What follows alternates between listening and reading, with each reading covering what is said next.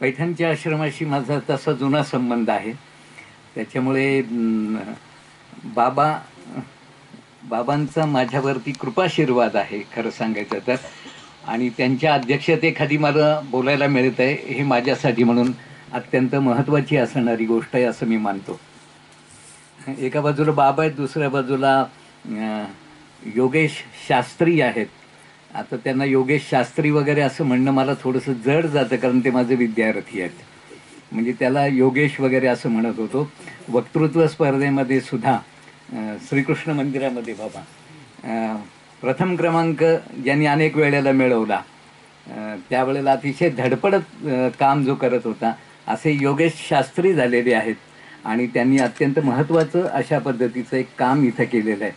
मला खरं म्हटलं तर फोन आला त्यांचा, त्यावेळेला मला आश्चर्याचा धक्का बसला की इथं जवळपास 50पेक्षा अधिक किंवा 100पर्यंत असणारे अनेक लोक आहेत की जे अभ्यास करतायत.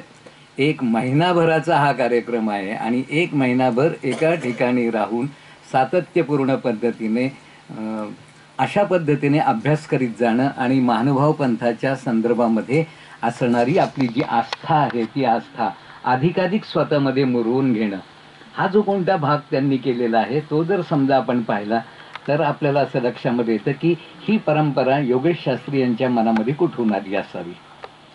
ती माझ्यासारख्या गुरूंकडनं आलेली असं मी म्हणणार नाही. ही सगळी परंपरा जी आहे ती महानुभाव पंथाची असणारी परंपरा आहे आणि ती दीर्घ असणारी परंपरा आहे. म्हणजे मला असं वाटतं की ज्याला घोक असा शब्द वापरला जातो, त्या घोकाची असणारी जी परंपरा आहे ती महानुभावांनी सुरू केलेली आहे आणि ते आत्तापर्यंत हे सगळं काही चालत आलेलं आहे. समाजापर्यंत ते किती पोचलं आहे याची मला कल्पना नाही, पण याच्यामधला सगळ्यात महत्त्वाचा भाग जो असा आहे तो थोडासा काहीसा वेगळा आहे. तो वेगळा यासाठी म्हणतो मी की योगेश शेवलेकर यांनी मला जो विषय दिलेला आहे तो वाङ्मयीन अभिव्यक्ती आणि वाङ्मयीन मूल्यमापन असा आहे.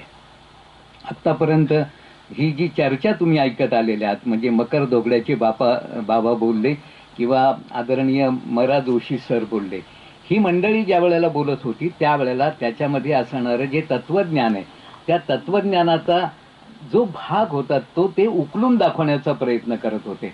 पण माझ्या बाबतीत मात्र असं आहे की हा सगळा भाग सोडून याच्याकडे आपल्याला साहित्य म्हणून बघता येतं का.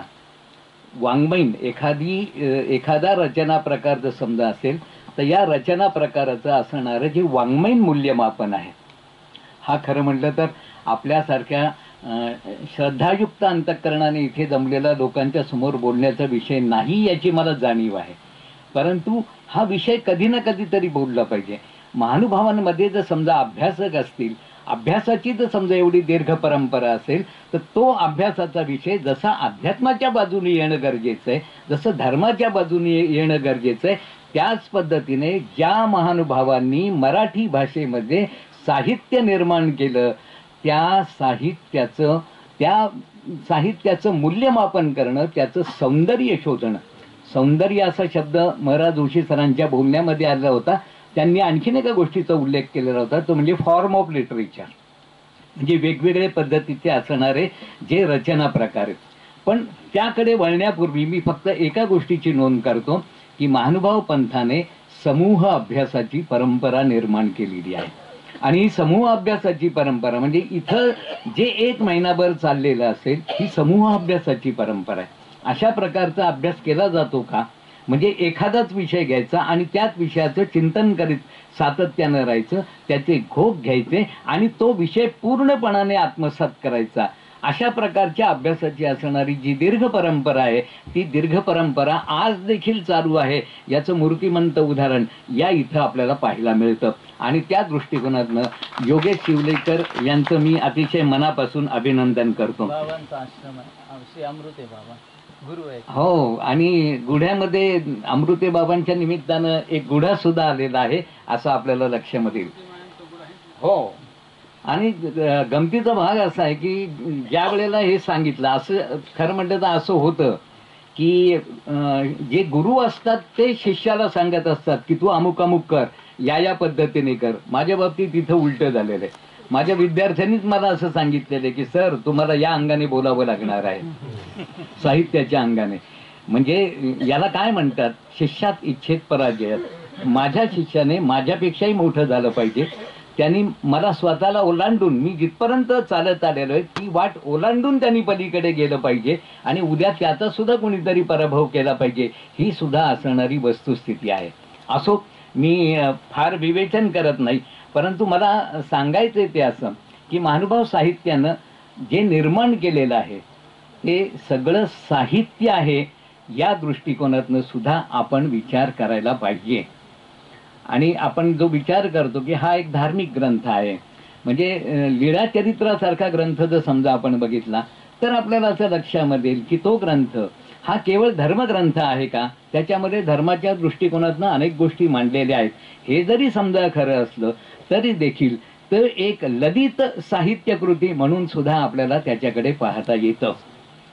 खरं म्हटलं तर महानुभाव पंथाने निर्माण केलेलं जे वेगवेगळे ग्रंथकार होते, जे वेगवेगळे कवी होते, त्यांनी निर्माण केलेलं जे साहित्य आहे ते साहित्य जर समजा आपण बघितलं तर त्याच्यामध्ये अनेकविध रचना प्रकार येतात. कितीतरी ते गद्यामध्ये पण आहेत आणि ते पद्यामध्ये पण आहेत. आपल्याला असं लक्षामध्ये येईल की स्तोत्रांची रचना करण्यात आलेली आहे, आरतीची रचना करण्यात आलेली आहे, चौपदीची रचना करण्यात आलेली आहे, श्लोक आहेत, आर्या आहेत, ओवी आहे, अभंग आहे. बाकीच्या ग्रंथांविषयी मी बोलायला नको, म्हणजे गुढ्यासारखी रचना असेल, लीळाचरित्रासारखा ग्रंथ असेल, एकाच ग्रंथामधून अनेक ग्रंथ निर्माण करण्याची परंपरा सुद्धा मराठीमध्ये कोणी निर्माण केली असेल तर ती महानुभाव पंथाने निर्माण केली. म्हणजे तुमच्या असं लक्षामध्ये येईल की लीळाचरित्रामधनं सूत्रपाठ निर्माण झाला, लीळाचरित्रामधनं दृष्टांतपाठ सुद्धा निर्माण झाला आणि लीळाचरित्रामधून निर्माण झालेले बाकीचे जे ग्रंथ आहेत त्या ग्रंथावरती भाष्य करणारे भाष्यग्रंथ सुद्धा निर्माण झाले. हे गद्य ग्रंथ आहेत किंवा साती ग्रंथ ही जी संकल्पना आहे, जोशी सर म्हणत होते ते खरं आहे की ती कुठून आली असेल भाऊ, सातच ग्रंथांचा का बरं उल्लेख आहे. त्याच्या संदर्भातला जो सांप्रदायिक अंगाने जो विचार आहे तो विचार खरं अभ्यासकांनी, म्हणजे महानुभाव अभ्यासकांनी खरं म्हटलं तर आमच्यासारख्या सामान्य अभ्यासकांना देण्याची गरज आहे असं मला स्वतःला वाटतं. पण याशिवाय आपण जर समजा पाहिलं तर महानुभाव पंथाचं सगळ्यात मोठं योगदान कोणतं असेल तर त्यांनी भाष्यात्मक रचना प्रकार निर्माण केलेले आहेत. आता हे भाष्यात्मक रचना प्रकार आहेत म्हणजे ते कोणते आहेत बा, ते जर समजा पाहिलं तर लक्षण आहे, टाचणी आहे, लापणिक आहे, प्रमेय आहे, बल्होसारखा प्रकार आहे, स्थळभाष्य आहेत, बंद आहे, वचनान्वय आहे, जवळपास 40 गीता टीका आहेत, टीपग्रंथ आहेत. पण मला आणखीन एक वेगळाच ग्रंथ खरं म्हटलं तर पाहायला मिळाला, तो म्हणजे चित्राकृती बंध. अशा चित्राकृती बंध सारखा असणारा जो ग्रंथ आहे, हा ग्रंथ अन्य कोणी निर्माण केलेला आहे असं आपल्याला लक्षामध्ये येत नाही. म्हणजे नाही म्हणायला आपल्याला असं म्हणता येतं की दासोपंतांनी जो एक ग्रंथ लिहिलेला आहे, पासोडी नावाचा ग्रंथ आहे, जो कापडावरती लिहिला गेलेला आहे. ते मराठीचं महावस्त्र आहे असं म्हटलं जातं. तो कापडावरती लिहिला गेलेला ग्रंथ आणि त्याच्यामध्ये काढली गेलेली चित्र, तिथे चित्राचा संदर्भ येतो. आणि दुसरं आपण जर समजा पाहिलं तर महानुभाव पंथामध्ये असे चित्राकृती बंधासारखे ग्रंथ आहेत. आता हे ग्रंथ तुम्हाला कुठे पाहायला मिळतील तर वेगवेगळ्या पोथीशाळांमध्ये जर समजा आपण हिंडत गेलो तर आपल्याला पाहायला मिळतील. आमच्या विद्यापीठामध्ये जी कोणती पोथीशाळा होती त्या पोथीशाळेमध्ये काही पानं मला बघायला मिळाली, ती चित्राकृती बंधाची असणारी पानं आहेत. अतिशय सुंदर अशा पद्धतीचे आकार काढलेले आहेत आणि त्या आकाराच्या मध्यभागी काही गोष्टी लिहिलेल्या आहेत. हे जर समजा आपण पाहिलं तर ही निर्मिती ज्यांनी कोणी केलेली आहे ते सगळे महानुभाव ग्रंथकार आहेत, ते सगळे महानुभाव लेखक आहेत. पण हे सगळं करत असताना पुन्हा माझ्यासमोर प्रश्न येतो, म्हणजे योगेशनी संशोधनाच्या निमित्ताने कदाचित हा प्रश्न टाकलेला असेल माझ्यासमोर, मला तो विषय दिलेला असेल की याच्याकडे आपण साहित्य म्हणून बघू शकत नाही का. अतिशय सुरेख अशा पद्धतीचं साहित्य महानुभाव पंथाने दिलेलं आहे आणि त्याच्यामध्येच असणारा एक गद्य वाङ्मय प्रकार म्हणून आपल्याला गुढ्याचा उल्लेख करावा लागतो. आता गुढ्याचा उल्लेख करावा लागतो, हा गुढा हाच विषय खरं म्हणलं तर इथं केंद्रस्थानी आहे. म्हणजे इथं ज्याला त्यांनी साहित्य संमेलन म्हटलेलं आहे, मला स्वतःला असं वाटतं की हे साहित्य संमेलन कमी आहे, हे खरं म्हणतं तर ज्ञानसत्र आहे. अत्यंत ज्ञानी असणारी मंडळी ज्यांचं खरोखर अध्ययन अतिशय सूक्ष्मपणाने ज्यांनी अध्ययन केलेलं आहे, अशी सगळी मंडळी इथे उभी आहेत आणि इथं बसलेली आहेत आणि त्यांच्या समोर आपण सगळेजण श्रोतेगण बसलेले आहात. हे सगळंच्या सगळं जे जे काही आहे ते सगळं जगावेगळं काहीतरी आहे असंही आपल्याला म्हणता येऊ शकतं. आणि हा जो ज्ञानसत्राचा असणारा भाग आहे त्याच्यामध्ये आपण गुढ्याचा विषय घेतलेला आहे. आणि गुढा हा शब्द जो आहे त्याचा उच्चार जर समजा आपण केला, गुढा म्हणजे गूढपासून निर्माण झालेला, त्या उच्चारामध्येच खरं म्हटलं तर गूढता आणि रहस्यता जी आहे ती दडलेली आहे किंवा ती उकलून सांगण्याचं जे काम आहे ते त्या गुढ्यामध्ये झालेलं आहे. हे आत्तापर्यंतच्या विवेचनावरून सुद्धा आपल्याला लक्षामध्ये आलेलं असेल. पण खरं सांगायचं तर ज्याचं आकलन आपल्याला सहजासहजी होत नाही त्याला खरं म्हटलं तर गुढा असं म्हटलं जातं. म्हणजे अशा अनेक गोष्टी आहेत की नाही जे भाष्य ग्रंथांमध्ये दडलेल्या आहेत, ज्या तत्वज्ञानाच्या ग्रंथामध्ये दडलेल्या आहेत, ज्या सूत्र भाष्य जे दिलेलं आहे त्याच्यामध्ये दडलेल्या आहेत, ज्या गोष्टींचं आकलन आपल्याला सहजासहजी होत नाही, अशा असणाऱ्या ज्या गोष्टी आहेत त्या गूढ आहेत. आणि त्या गूढ असणाऱ्या गोष्टी, गुह्य असणाऱ्या गोष्टी ज्या उकलून सांगायच्या, कारण समोर बसलेला जो माणूस आहे तो सामान्य असणारा माणूस आहे. आणि सर्वज्ञ चक्रधरांनी सांगितलंय की आपल्याला ज्ञानाचा मार्ग स्वीकारायचा आहे. हा जो ज्ञानाचा मार्ग स्वीकारणे याच्यासाठी म्हणून आपल्याला ज्या गुह्य असणाऱ्या गूढ असणाऱ्या गोष्टी आहेत या गोष्टी आपल्याला कळाव्यात. चक्रधरांची, सर्वज्ञ चक्रधरांनी सांगितलेली जी कोणती वचनं होती त्या वचनांचा असणारा जो गूढार्थ आहे, त्या वचनांचा असणारा जो नेमका अर्थ आहे तो जर समजा आपण बघितला तर आपल्याला असं लक्षामध्ये येतं की तो अर्थ उकलून सांगावा याच्यासाठी म्हणून गुढ्यांची निर्मिती झालेली होती. आणि हा गुढा जो आहे तो गूढ असणारा जो अर्थ आहे तो स्पष्ट करणारा आहे. या अर्थाने आपल्याला या रचनेकडे निश्चितपणाने बघता येतं. आता मुळात खरं म्हटलं तर असं आहे की सर्वज्ञांच्या निमित्तानं महानुभाव पंथामध्ये जे वाङ्मय निर्माण झालेलं आहे त्याच्या पाठीमागे काही प्रेरणा आहेत. या ज्या प्रेरणा आहेत या कोणत्या प्रेरणा आहेत, त्या प्रेरणा जर समजा आपण पाहिला तर आपल्याला असं लक्षामध्ये येतं की पंचकृष्णांची संकल्पना आहे. श्री चक्रधरांच्या अवताराचं वेगळेपण आहे. चक्रधर प्रणित असणारं द्वैती तत्वज्ञान आहे आणि महानुभावीय आचार धर्म आहे. आणि सगळ्यात महत्वाचं म्हणजे स्मरण भक्ती आहे. स्मरण भक्ती हा भाग तर सगळ्यात महत्वाचा आहे. माहीम भटाने ज्या वेळेला लीळाचरित्र लिहिलेलं आहे त्याच्या संदर्भामध्ये वदी कुलकर्णींनी असं म्हणून ठेवलेलं आहे, sincerity is the only standard. अत्यंत गंभीरपणाने केलेलं जर समजा कोणतं काम असेल माहीम भटाने तर ते लीळाचरित्राचं लेखन आहे. ते नुसतं लेखन केलेलं होतं का, तर ते नुसतं लेखन केलेलं नव्हतं. सर्वज्ञ गेल्याच्या नंतर त्यांच्या लीळा आठवाव्यात याचाच अर्थ त्यांचं स्मरण करावं याच्यासाठी म्हणून लीळाचरित्राची निर्मिती होते. एखादा ग्रंथ का निर्माण होतं, एखादी साहित्यकृती का निर्माण होते, त्याचं असणारं प्रयोजन कोणतं आहे, त्याच्या पाठीमागे असणारा हेतू कोणता आहे, हे जर समजा आपण पाहायला गेलो तर तो आपण साहित्याच्या अंगाने केला गेलेला अभ्यास असतो असं आपल्याला म्हणता येईल. पण आता ज्या वेळेला आपल्याला साहित्यिक अंगाने बघायचं आहे त्यावेळेला पुन्हा एकदा प्रश्न असा निर्माण होतो की त्याच्यामध्ये मग सौंदर्याची दृष्टी येते. मग महानुभावीय वाङ्मयाकडे आपल्याला निखळ सौंदर्याच्या दृष्टिकोनातनं बघता येतं का? खरं म्हटलं तर निखळ सौंदर्याच्या दृष्टिकोनातनं महानुभाव साहित्याकडे किती बघता येईल याच्याविषयी मनामध्ये शंका आहे. पण ते जरी समजा शंका असली किंवा त्याच्या संदर्भामध्ये त्याचं ते मुख्य प्रयोजन नसलं तरी देखील आज ज्या वेळेला आम्ही ही एक साहित्यकृती आहे म्हणून विचार करतो त्यावेळेला त्याच्यामध्ये असणारी जी सौंदर्याची स्थळं असतात ही सौंदर्याची स्थळं उकलणं गरजेचंच आहे असं आपल्याला म्हणता येतं. पण त्याच्या बरोबरीला मला आणखीन एका गोष्टीचा मुद्दामून इथे उल्लेख करायचा आहे आणि तो उल्लेख म्हणजे असा आहे की महानुभावांनी जे गद्य वाङ्मय निर्माण केलेलं आहे ती मराठी भाषेची असणारी आद्य मराठी गद्य शैली आहे. ही मराठीची गद्य शैली, मराठीमध्ये गद्य कोणी निर्माण केलं म्हणजे आपण वारकरी पंथाने काय निर्माण केलं असं जर समजा बघत गेलात तर आपल्याला असं लक्षामध्ये येईल तिथं ज्ञानेश्वरी आहे, अमृतानुभव आहे, चांगदेव 65 आहे, अभंगांची निर्मिती केलेली आहे, त्याच्यामध्ये नामदेवांनी केलेली आहेत, चोखोबांनी केलेली आहेत, तुकाराम वगैरे नंतर आहेत. पण निदान महानुभाव पंथाच्या समकालीन असणारा हा जो संप्रदाय आहे, यांनी जी निर्मिती केलेली आहे ती प्रामुख्याने पद्यामध्ये केलेली अभंगात्मक स्वरूपाची निर्मिती आहे. पण मराठीमध्ये गद्य निर्माण करण्याची परंपरा जर समजा कोणी निर्माण केलेली असेल तर ती महानुभावांनी निर्माण केलेली. हे महानुभावांचं असणारं वेगळेपण आहे. आणि मग याला म्हणावं लागतं आपल्याला की याच्यामध्ये असणारी गद्यशैली.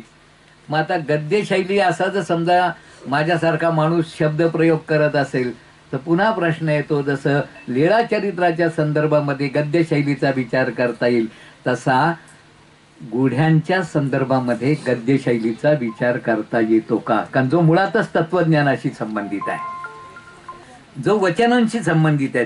सर्वज्ञांनी सांगितलेले जे वचन आहे ते पण साध्या साध्या गोष्टी आहेत बघा.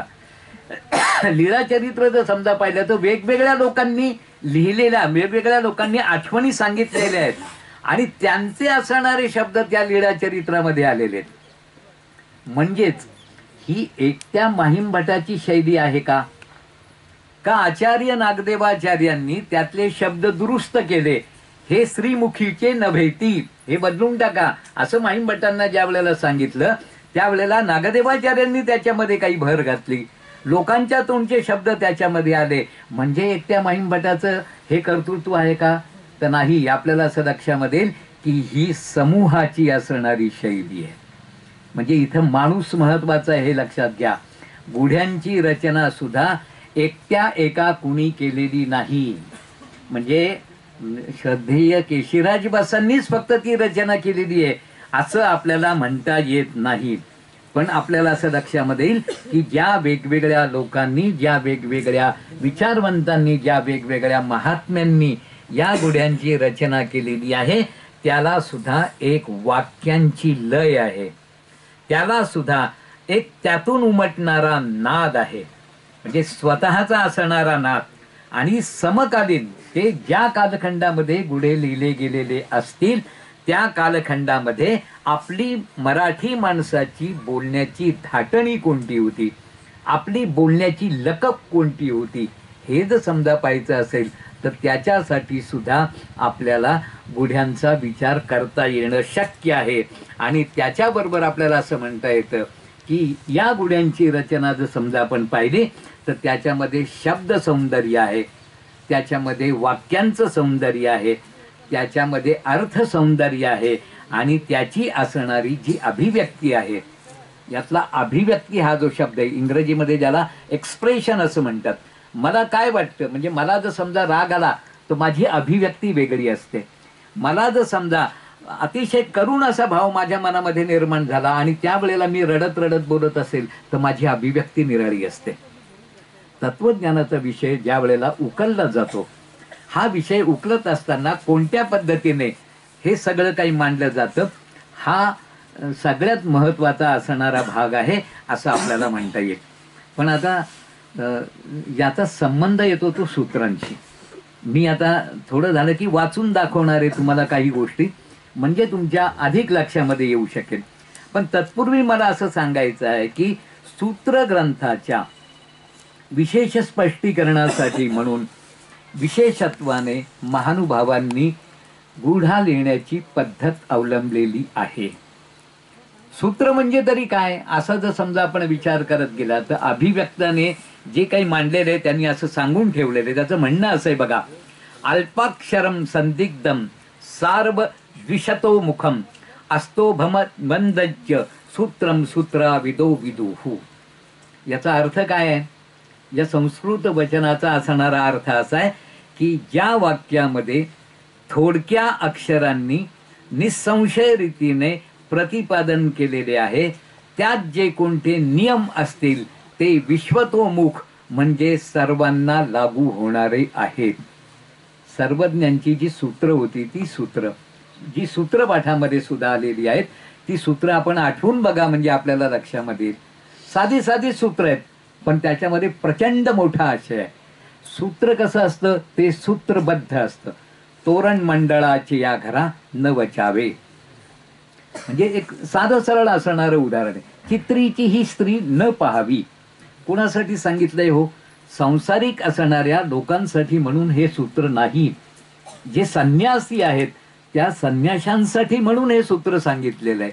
हे तुम्हाला सांगण्याचं कारण असं आहे, बाबा आमच्यासमोर नेहमी असा प्रश्न पडतो की आक्षेप घेतले जातात की ज्या महानुभाव पंथामध्ये सर्वज्ञ चक्रधरांनी स्त्रियांना प्रचंड मोठं सामर्थ्य प्राप्त करून दिलं, स्त्रियांच्या संदर्भामध्ये जी उदारमतवादी अशा पद्धतीची दृष्टी दाखवली, त्याच महानुभाव पंथामधल्या सूत्रपाठामध्ये चित्रीची ही स्त्री न पाहावी असं का बरं म्हटलेलं आहे?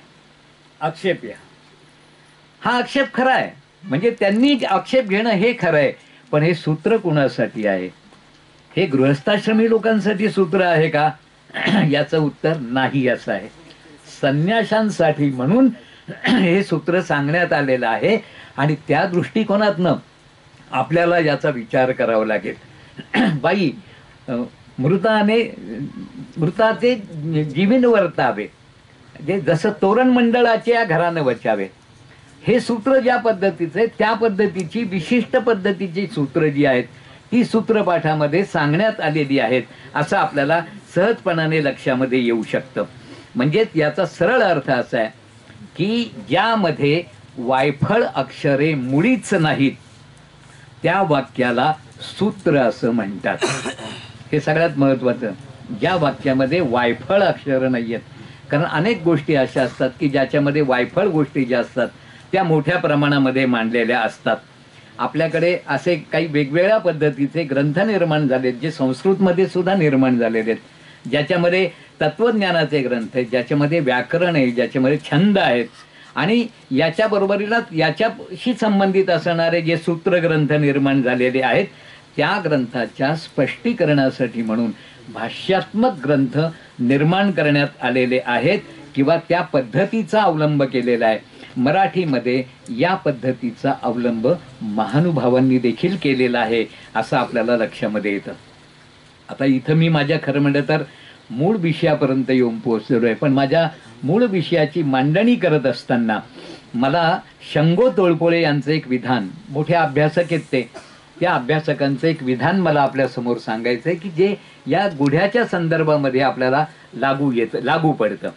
त्यांचं म्हणणं असं आहे बघा, सूत्रांच्या संदर्भातलं, संस्कृत भाष्यात आढळून येणारे युक्तिवाद भिन्न वचनांची संगती लावून त्यांचा समन्वय करण्याची हातोटी, शास्त्राची सूक्ष्म दृष्टी, खंडन मंडनाची झटापट, विविध भूमिकांशी तितक्यापुरते समरस होऊन शेवटी स्वसिद्धांतावर येण्यातील कौशल्य इत्यादी वैशिष्ट्यांनी हे भाष्य ग्रंथ युक्त असून ते मराठी भाषेत एक नवाच विलास दाखवतात.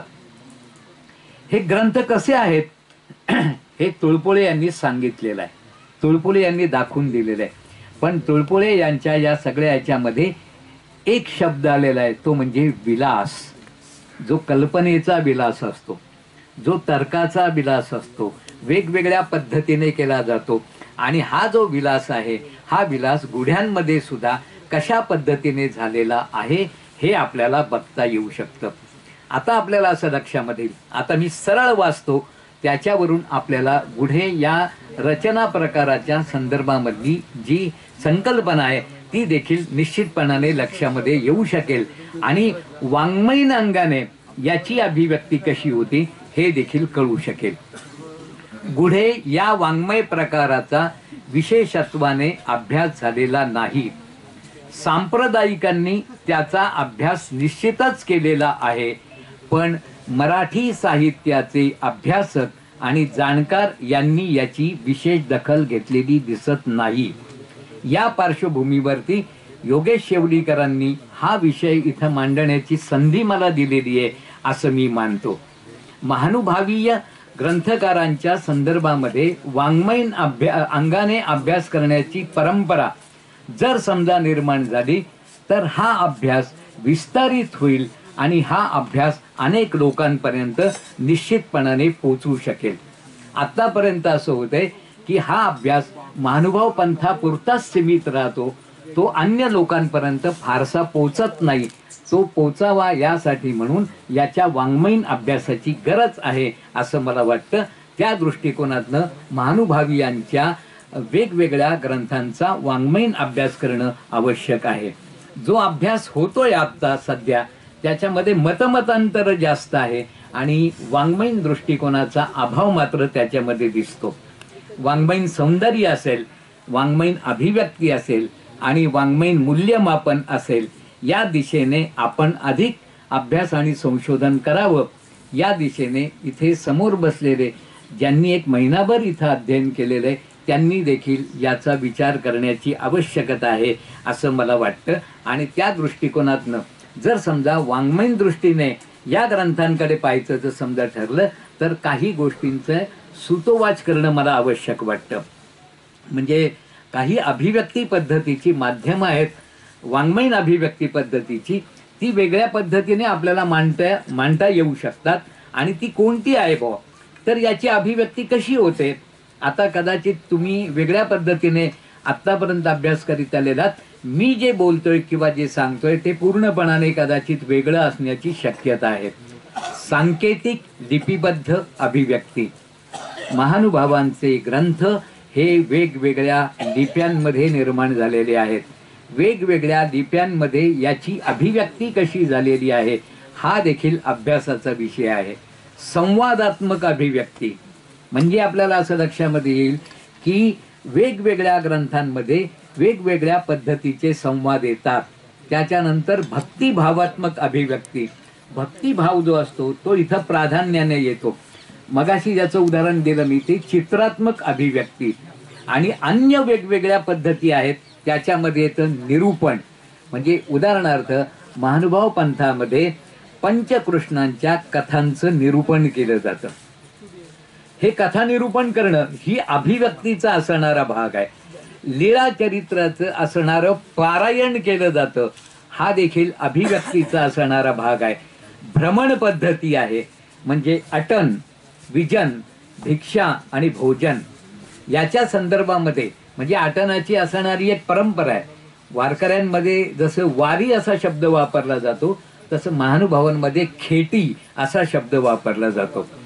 कथात्मक अभिव्यक्ती, दृष्टांतपाठ जर समजा आपण पाहिला तर दृष्टांतपाठामध्ये वेगवेगळ्या पद्धतीच्या कथा आलेल्या आहेत. आता या सगळ्या विचाराला बाजूला सारून फक्त गूढा जो आहे रचना प्रकार, त्या रचना प्रकाराच्या अभिव्यक्तीचा, त्याच्यामधून प्रकट होणाऱ्या सौंदर्याचा आणि मूल्यवापनाचा विचार जो आहे तो स्थूलपणानेच फक्त मांडण्याचा मी प्रयत्न करतोय.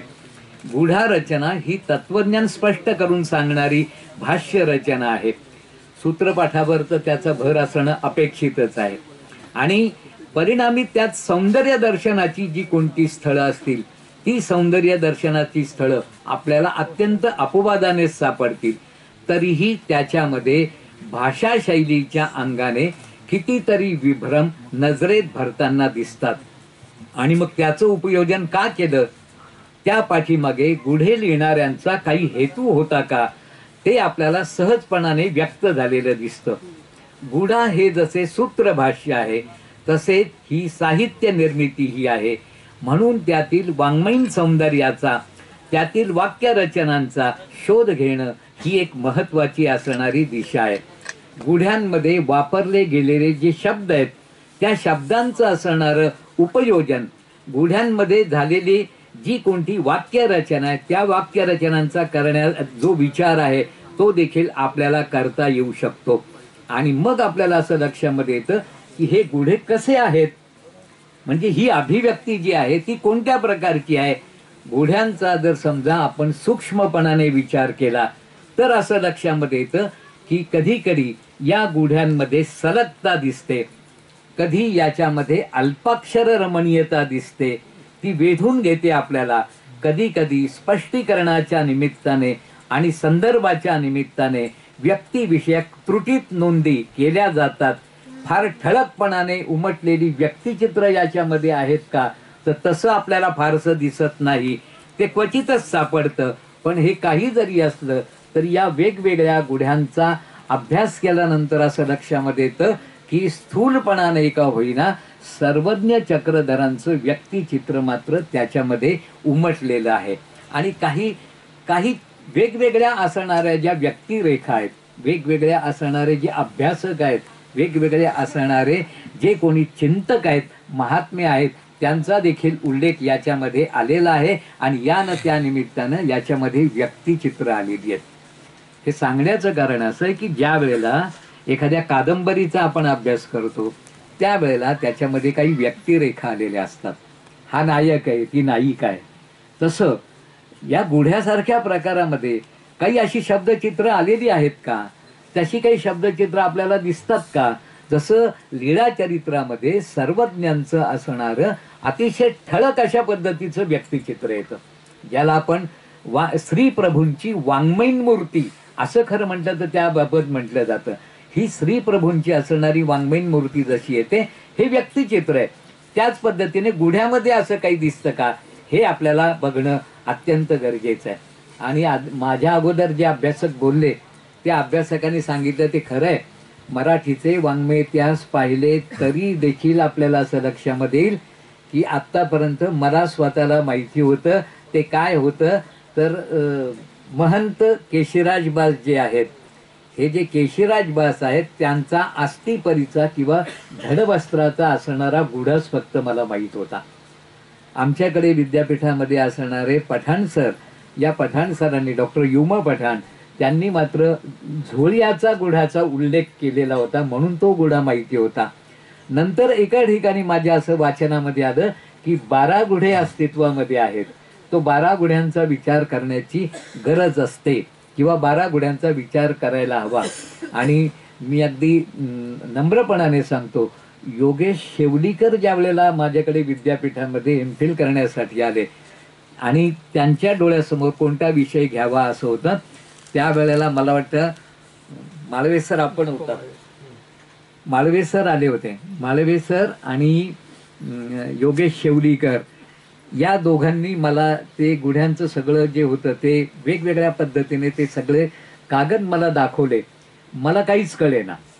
म्हणजे खरं सांगायचं तर अशी परिस्थिती आहे की माझ्यासारखे अभ्यासक सुद्धा शिकतात कुणाकडनं तर ते महानुभावांमध्ये असणारे जे सांप्रदायिक अभ्यासक आहेत त्यांच्याकडनं शिकतात. जोपर्यंत सांप्रदायिक अभ्यासकांकडनं आमच्यासारखे असणारे सामान्य अभ्यासक काही ग्रहण करत नाही तोपर्यंत या साहित्याचा उलगडा होत नाही. आणि मग जर समजा अशा पद्धतीचा जर समजा आपल्याला अभ्यास करायचा असेल तर सांप्रदायिकांच्या बरोबरीने अभ्यासक आणि अभ्यासकांच्या बरोबरीने सांप्रदायिक या दोघांची सांधेजोड करण्याची गरज आहे. आणि जोपर्यंत हे होत नाही तोपर्यंत महानुभावांचं असणारं जे साहित्य आहे त्याचं असणारं जे मोल आहे त्याचे असणारे वेगवेगळे प्रकार, ठराविक प्रकार तर आम्ही मराठीचे प्राध्यापक शिकवतो, पण गुढ्यासारखा प्रकार आम्ही शिकवतो का कधी तर नाही, हे त्याचं असणारं उत्तर आहे. शेवलीकरांचं योगेश शास्त्री असं म्हणणं जड जाते मला पुन्हा पुन्हा. योगेश शास्त्रींचं अभिनंदन जर समजा करायचं असेल तर ते यासाठी. आणि म्हणून मी म्हटलं की माळवे सर जे आहेत, माळवे सरांनी ते माझ्याकडे आले, मला ते कळेन असं झालं. आणि त्याच्यानंतर मात्र योगेश शेवलीकरांनी गुढ्यावरती एमफिलचं काम केलं, पण ते काम मर्यादित स्वरूपामध्ये होतं. हे काम जर समजा आणखीन वेगळ्या पद्धतीने करायचं असेल, त्यातल्या तत्वज्ञानाचा विचार असेल, त्यातल्या स्वरूपाचा विचार असेल, त्यातल्या आशयाचा विचार असेल, हे सगळं खरं आहे. पण त्याच्या वाङ्मयीन अभिव्यक्तीचं काय? वाङ्मयीन अभिव्यक्ती एका वेगळ्या पद्धतीने आपल्याला या संदर्भामध्ये विचार करावा लागतो. आणि ते मी योगेश शास्त्री शेवलीकरांना सांगत होतो तर त्यांनी हे माझ्याच गळ्यामध्ये घातलं की आता हे तुम्हाला समजून सांगावं लागेल. म्हणून खरं म्हटलं तर हा जो पेपर आहे ना, हा भला मोठा पेपर मी लिहिलेला आहे. माझ्याकडे योगेश शेवलीकरांनी पाठवलेले सगळे गुढे आहेत. यांनी गुढ्यांचा अभ्यास केवळ मलाच करायला लावलाय असं मी म्हणणार नाही. इथे बसणारे जे महंत आहेत त्यांना सुद्धा कदाचित याच्या प्रिंटआउट घ्याव्या लागल्या असतील आणि त्याच्या संदर्भामधला, बरोबर आहे ना बाबा, त्याच्याशिवाय तो अभ्यास करता येणं शक्य नाहीये. म्हणजे ही प्रिंटआउट काढले मी त्याचे 136 गुढे आहेत आणि या 136 गुढ्यांमध्ये किती वेगवेगळ्या पद्धतीने मांडणी करण्यात आलेली आहे हे मी फक्त थोडक्यात मांडणार आहे. म्हणजे थोडक्यात म्हणता म्हणता माझं विस्तारच चाललेलं आहे याची मला जाणीव आहे. पण हे जरी समजा खरं असलं तरी हा एक वेगळा प्रकार आहे. महानुभाव अभ्यासकांनी सुद्धा याचा विचार करायला पाहिजे. सांप्रदायिकांच्या संदर्भात आमच्या मनामध्ये जशी आस्था आहे त्याच पद्धतीने म्हणजे बाबा आपल्याकडे संभाजीनगरला मोठे बाबा जे आहेत, मोठे नागराज बाबा यांनी अनेक जणांना पोथ्या उपलब्ध करून दिल्या. आता या पोथ्या उपलब्ध करून दिल्या म्हणून लोकांपर्यंत महानुभाव साहित्य आलं ना, म्हणून आम्ही एम एला शिकू शकलो ना महानुभावांचं साहित्य. जर समजा पोथ्या उपलब्ध करून दिल्या नसत्या, जर समजा त्याचं लिप्यांतरण झालं नसतं, सकळा लिपी जर समजा आली नसती, सुंदर लिपी जर समजा आली नसती, पारमांडल्य जर समजा आली नसती, तर मग त्याच्यामध्ये असणाऱ्या ज्या पोथ्या आहेत या पोथ्या याच्यामधनं निर्माण झालेलं जे मराठीतलं साहित्य ते लोकांपर्यंत कसं पोहोचलं असतं. आम्हाला कसं कळालं असतं की 13 आमनाय आहेत, 13 आमनायांच्या असणाऱ्या वेगवेगळ्या प्रती आहेत. आम्हाला कसं कळलं असतं की हिरांबा प्रत आहे बॉ लीळा चरित्राची, ती माहीम भटाचीच अशी नाही तर ती यांनी हिराईसांनी लिहिलेली आदरणीय श्रद्धेय हिराईसांनी लिहिलेली प्रत सुद्धा आहे. जी प्रत मी पहिला प्रथम बघितली ती आदरणीय पुरुषोत्तम दादांनी, ती नागपूर दादांनी ती खरं म्हणलं ती केलेली होती.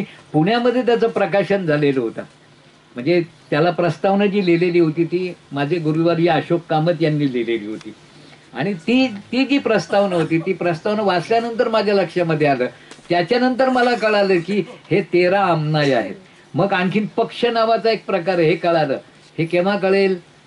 जर मी महानुभाव पंथापर्यंत येऊन पोहोचलो तर, जर मी आश्रमापर्यंत येऊन पोहोचलो तर, जर मी हे आदरणीय असणारे जे सगळे सांप्रदायिक महंत आणि अभ्यासक आहेत, हे केवळ महंत आहेत असं मला वाटत नाही, हे अभ्यासक आहेत. म्हणजे हे ज्या वेळेला बोलतात अगदी सहजपणाने बोलतात. माझ्यासारख्या माणसाला बोलण्याचा प्रश्न येतो, मला कागद डोळ्यासमोर ठेवावे लागतात. त्यांना मात्र कागद डोळ्यासमोर ठेवावं लागत नाही, कारण तेवढं त्यांचं चिंतन आहे. म्हणून आपण एका वेगळ्या पद्धतीने याचा विचार करावा असं मला निश्चितपणाने वाटतं. हे गुढे ज्या वेळेला बघितले त्यावेळेला सर्वप्रथम माझ्या असं लक्षामध्ये आलं की श्रद्धेय केशीराज बासांच्या बरोबरीला गोपी भास्कर, परशुराम बास, शारंगधर पुजदेकर, तळेकरांचा गुढा, अन्वयकार विद्वांस, संत साळेचा गुढा, त्याचे गुढे, धाराशिव पिढीचा असे त्याचे कर्ते आहेत. आणि हे सोडूनही काही कर्ते अनामिक आहेत, कोण आहेत माहिती नाही, ज्यांचा शोध घेण्याची सुद्धा गरज आहे. अनेकांच्या या रचना असल्याने, म्हणजे मला असं म्हणायचंय, अनेकांच्या या रचना असल्या कारणाने अनेकांच्या व्यक्तित्वाचा स्पर्श त्या शब्दांना झालेला आहे. म्हणजे मी जर समजा लिहिलं तर माझी वाक्यरचना निराळी असते, बाबांनी जर समजा लिहिलं तर त्यांची वाक्यरचना निराळी असते, योगेश शास्त्रींनी लिहिलं तर त्यांची वाक्यरचना निराळी असते. इथं आमचे डॉक्टर बसलेले आहेत, त्यांनी जर समजा लिहिलं, बदनापूरचे डॉक्टर आहेत, मी नाव विसरलो बघतो, भारतभूषण शास्त्री संस्कृतचे अभ्यासक, त्यांनी लिहिलं तर त्यांची रचना वाक्यरचना निराळी असते. डॉक्टर सुरवसे इथं बसलेले आहेत, त्यांनी जर समजा लिहिलं तर त्यांची वाक्यरचना निराळी असते. या वाक्यरचनेमध्ये फरक असतो, तो फरक सुद्धा मी तुम्हाला दाखवेल आता. म्हणजे हे सांगण्याचं कारण असं की व्यक्तित्वाचा जो स्पर्श असतो तो त्या शब्दांना होत असतो. आणि हा स्पर्श ज्या वेळेला होतो त्यावेळेला त्या साहित्यकृतीचं एक वेगळं सौंदर्य झळाळून उठताना दिसतं. हे आपल्याला लक्षामध्ये आलं पाहिजे. त्याच्यासाठी म्हणून हा वाङ्मयीन अभ्यास आहे असं आपल्याला म्हणता येणं गरजेचं आहे. याच्यामध्ये धार्मिक जीवन आलेलं आहे का? आहे, निश्चितपणाने, ते तुम्हाला नाकारता येणार नाही. याच्यामध्ये श्रद्धा आलेली आहे का? आहे, निश्चितपणाने श्रद्धा आलेली आहे. पण याच्यामध्ये शब्दसुद्धा आलेले आहेत, याच्यामध्ये वाक्यरचनासुद्धा आलेली आहेत, याच्यामध्ये एक लयकारी आलेली आहेत, याच्यामध्ये शब्दांची वाक्यांची अदाकारी सुद्धा आलेली आहेत. आणि ज्यांनी कोणी लिहिलेलं आहे त्याचं मन सुद्धा त्याच्यामध्ये उमटलेलं आहे. इथं तत्वज्ञान तर आहेच, त्याच्याविषयी काही शंका नाही, पण तत्वज्ञानाच्या बरोबरीलाच असणारं हे जे काही वाङ्मयीन सौंदर्याचं दर्शन आहे ते सौंदर्याचं दर्शन सुद्धा तितकंच महत्त्वाचं आहे. म्हणजे मला म्हणायचं आहे त्याचं की धर्मजीवना इतकाच मराठी भाषेचा सशक्त असणारा जो उद्गार आहे तो उद्गार वाङ्मयीन मूल्यमापनामध्ये महत्वाचा ठरतो. आणि महानुभावांचं हे जे कोणतं श्रेय असेल वाङ्मय निर्मितीचं, तर ते श्रेय आपणही लक्षात घेणं अत्यंत गरजेचं आहे. मराठीचे अभ्यासक घेतीलच, पण महानुभावांनी सुद्धा, जे अभ्यास करणारे तरुण लोक असतील त्यांनी सुद्धा याकडे नीट लक्ष देण्याची गरज आहे. आता मी गुढ्यांची जी वाङ्मयीन रूपं आहेत, ही रूपं कोणत्या प्रकारची आहेत हेच तुम्हाला सांगण्याचा प्रयत्न करतो. मला माफ करा, कदाचित माझ्याकडनं अधिक बोललं जात असेल. योगेश शास्त्री, जर समजा असं वाटत असेल तर तुम्ही मला थांबवा, त्या क्षणाला मी माझं बोलणं सुद्धा थांबवेल. पण मला असं वाटतं की काय आहे बा ही वाङ्मयीन रूपं ती आपण बघावीत. म्हणजे गुढा हा रचना प्रकार तत्वज्ञानाचं विवरण करणारा असला, त्याच्यामध्ये टीकात्मक अशा पद्धतीचं भाष्य असला, त्याच्यामध्ये काही वचनांचे उकल करण्याचा प्रयत्न तरी समजा असला, तरी देखील त्याच्यामधली जी वाङ्मयीन अभिव्यक्ती आहे ती वेगवेगळ्या प्रकारची आहे. पहिला प्रकार सांगतो मी तुम्हाला, अत्यंत सुलभ आणि सरळ असणारी निवेदन शैली, हे या गुढ्यांचं असणारं वैशिष्ट्य आहे. म्हणजे गुढे अवघडे असं लोक सांगतात. आता म्हणजे गुढा असा शब्द म्हटल्यानंतर ते जे गोळी आहे, जे समजत नाही, अनाकलनीय आहे, असं जे म्हणजे ते फार अवघड आहे. पण मला असं खूप वेळेला वाटतं की याच्यामध्ये कितीतरी गुढे तुम्हाला असे सापडतील, कितीतरी शब्दरचना असे सापडतील, कितीतरी वाक्य तुम्हाला असे सापडतील की अत्यंत सरळ, सोपी आणि सहज अशी निवेदन शैली आहे. म्हणजे कसे विषय हाताळलेत बघा.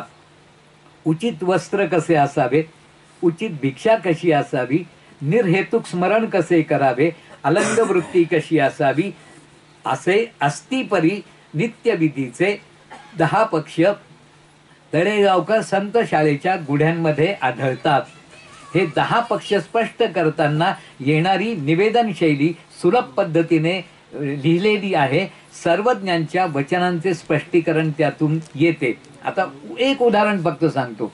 अटन कसे करावे, ज्याने गुढा लिहिलेला आहे त्यांनी काय लिहिलेलं आहे हे बघा. कदाचित तुमच्यापैकी ज्यांनी अभ्यास केलेला आहे, जिथं अभ्यास करतायत महिनाभर, त्यांनी कदाचित याचं अध्ययन केलेलं असेल. ऐसे अटन करावे, पोळल्या सुने याचेनी दृष्टांते, विजय करावे शेपणा याचेनी प्रमाणे स्मरण करावे, चतुर्विधाचेनी प्रमाणे अलंग वृत्ती करावी, चिन्हाचेनी प्रमाणे उचित भिक्षा करावी, आर्ताचेनी प्रमाणे उचित अन्न घेयावे, प्रीतीचेनी प्रमाणे उचित वस्त्र घेयावे, फाळके याचेनी प्रमाणे उचित भिक्षा करावी, वर्णाचेनी प्रमाणे भोजन करावे, नदीचेनी प्रमाणे निद्रा करावी, देवळाचेनी प्रमाणे. आता हे ज्या वेळेला एखादा गुढाकार याची रचना करतो त्यावेळेला ते अतिशय साध्या पद्धतीने. आता मला असं सांगा, म्हणजे माझ्या मनामध्ये जो प्रश्न येतो तो असं की याच्यामध्ये तत्वज्ञान याच्यामध्ये सांगण्याचा काहीतरी प्रयत्न आहे आणि तो अतिशय साध्या पद्धतीने सांगितलेला आहे. ही साधी सरळ असणारी निवेदन शैली आहे. आणि मग आपल्याला असं लक्षामध्ये येतं की ही सोपी आणि सरळ असणारी जी मांडणी आहे ती मांडणी वेगवेगळ्या पद्धतीने आलेली आहे. आणखीन एक उदाहरण सांगतो फक्त तुम्हाला, आणि ते म्हणजे असे निरउपद्रव निद्रास्थान. या संदर्भामध्ये सर्वज्ञांची असणारी जी दृष्टी आहे ती कशी होती ती आणखीन एका गुढ्यामध्ये स्पष्ट होते. आता ही दृष्टी बघा कशा प्रकारची आहे. रजस्तम नाही याते निरुपद्रव निद्रास्थान ऐसे बोलिजे, रात्री स्मरणी उठावे, 1 प्रहर निजे, 3 प्रहर जागे तो उत्तम, 2 प्रहर जागे तो मध्यम, पश्चात प्रहरी उठे तो कनिष्ठ. म्हणजे आपल्याला असं लक्षामध्ये येईल की उत्तम कोणता आहे, मध्यम कोणता आहे आणि कनिष्ठ कोणता आहे. हे ज्या वेळेला लिहिलं जातं ही रचनेची जी पद्धती आहे आपल्याला असं लक्षामध्ये येईल की कशाच्या संदर्भामध्ये सर्वज्ञ आपल्याशी बोलतायत.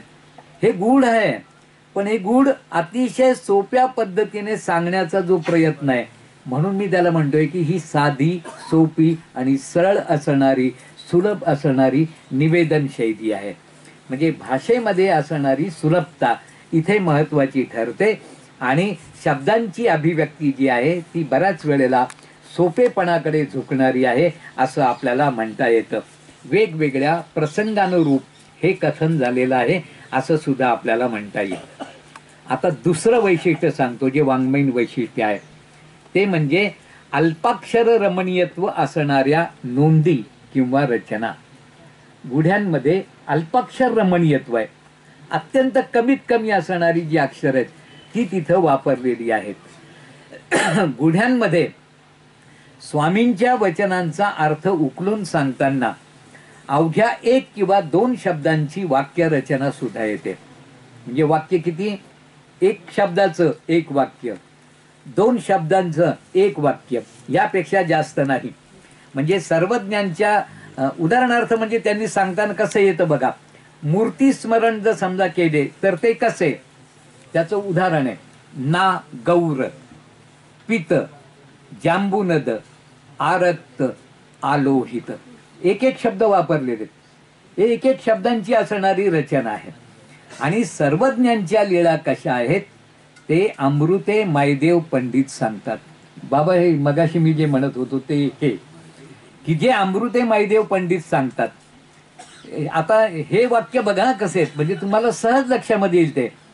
सर्वज्ञांची या लीळा द्विधा, एकी विहार रूपा, एकी निरूपण रूपा. विहार रूपे लीळेसी 5 भेद, एकी अवलोकन रूपा, एकी तत्कालिका, एकी नियत, एकी आश्चर्य रूप, सहेतुक ते उद्धरण रूप. आपल्याला असं लक्षामध्ये येईल 2-2 शब्द, 3-3 शब्द, 1 शब्द, अशी शब्दांची जी रचना केली जाते ती जर समजा आपण पाहिली तर याला म्हणायचं अल्पाक्षर रमणीयत्व. अल्प असणाऱ्या अक्षरांचं उपयोजन करून सुद्धा गुढे लिहिले गेलेले आहेत. या लीळांची 6 अंग सांगितलेली आहेत. म्हणजे हे सुद्धा बघा तुम्ही कसं आहे, या लीळांची 6 अंग सांगितलेली आहेत. ती सांगताना केवळ एका शब्दाचेच वाक्य बनते. इथं सुद्धा बघा कसं आहे, स्थान, काळ, शृंगार, वस्त्रे, क्रिया, परिवार. 6 अंग आहे ती आणि एक एक शब्द आहे फक्त. म्हणजे ज्या वेळेला हे लिहिलं जातं ते एक एक शब्दांमधून वेगवेगळ्या गोष्टी तुमच्या समोर खरं म्हणलं तर येत जातात. आणि हे सर्वसामान्य माणसांसाठी म्हणून हे सांगण्याचा त्यांनी प्रयत्न केलेला आहे. ही लीळांची 6 अंगे सांगितली आहेत. ती सांगताना केवळ एका शब्दाचे वाक्य बनते असं आपल्याला लक्षामध्ये येईल. अशा रचनांमध्ये आपोआपच प्रवाही पण येते. म्हणजे हे जसं उच्चारू आपण त्या पद्धतीने याच्यामध्ये धावते पण येते. म्हणजे तुमच्या असं लक्षामध्ये येईल बघा, स्थान, काळ, शृंगार, वस्त्रे, क्रिया, परिवार, हे ज्या वेळेला आपण म्हणतो याच्यामध्ये धावते पण आहे असं आपल्याला लक्षामध्ये येईल. आणि याचं कारण काय, तर याचं कारण अल्पाक्षर रमणीयता हे असणारं वैशिष्ट्य. आता तिसरी असणारी जी वाङ्मयीन रूप आहे या गुढ्यांचं, ते पण उकलून सांगण्याचा प्रयत्न मी करतो. संवादामधून होणारी अभिव्यक्ती. गुढ्यांमध्ये संवाद येतील का असा खरं म्हणतं तर असणारा प्रश्न आहे. तत्वज्ञानाची जर समजा उकल करून सांगायची आहे तर त्याच्यामध्ये स्पष्टीकरण दिलं जाईल. मग त्याच्यामध्ये संवाद येतील कुठून बुवा असा आपल्या मनासमोर कदाचित प्रश्न निर्माण होईल. पण त्याच्या पलीकडे जाऊन आपण विचार केला पाहिजे. गुढ्यातून प्रकटणारे संवाद हे प्रश्नोत्तर स्वरूपाचे आहेत. एखाद दुसरा गुढा आपल्याला असा सापडेल की ज्याच्यामध्ये प्रश्नोत्तर आलेली आहे. जिज्ञासू शिष्यांच्या मनात निर्माण होणाऱ्या शंकांचे निरसन त्यातून होते.